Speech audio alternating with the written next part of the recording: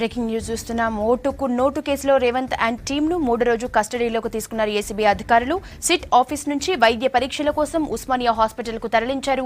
Water change వల్ల throat infection తో రేవంత్ బాధపడుతున్నారు. ఆయనతో పాటు సెబాస్టియన్, ఉదయ్ సింహకు కూడా వైద్య పరీక్షలు నిర్వహిస్తున్నారు. ఆ తర్వాత ఎంక్వైరీ కోసం ఏసీబీ ఆఫీస్ కు తరలించనున్నారు. మరోవైపు రేవంత్ హెల్త్ కండిషన్ పై ఏసీబీ అధికారులు సరిగా ఇన్ఫర్మేషన్ ఇవ్వటం లేదంటున్నారు రేవంత్ తరపు లాయర్లు. రెడ్డి గారి హెల్త్ బాగాలేదు.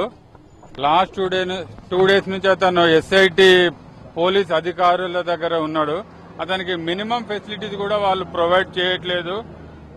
అతనికి వాటర్, కంటామినేటెడ్ వాటర్ తీసుకున్నందుకు అతనికి థ్రోట్ ఇన్ఫెక్షన్ నుంచి body pains, fever, running fever ఉంది అతనికి.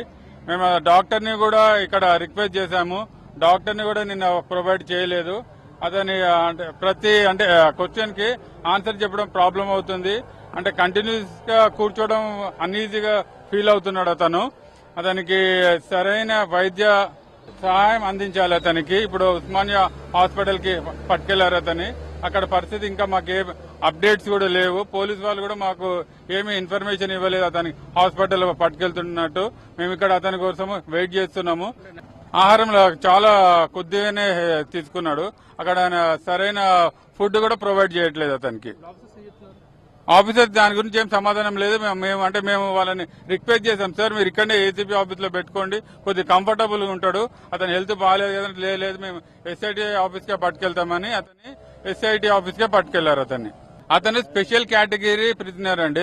కోర్టు అతనికి ప్రత్యేక హోదా కోర్టే కల్పించింది. అతను మోర్ ఓవర్ సిట్టింగ్ ఎమ్మెల్యే. ఇప్పుడు అతనికి మరి కనీసం మినిమం ఒక బెడ్డింగ్ కానీ అది ఏది కూడా ప్రొవైడ్ చేయలేదండి అతనికి. దాని గురించి ఈ రోజు కోర్టులో కూడా ఆల్రెడీ సాటర్డే పిటిషన్ మూవ్ చేశాము. ఈ రోజు హియరింగ్ వస్తుంది. మేజిస్ట్రేట్ గారు ఆర్డర్స్ పాస్ చేస్తారు ఈ రోజు.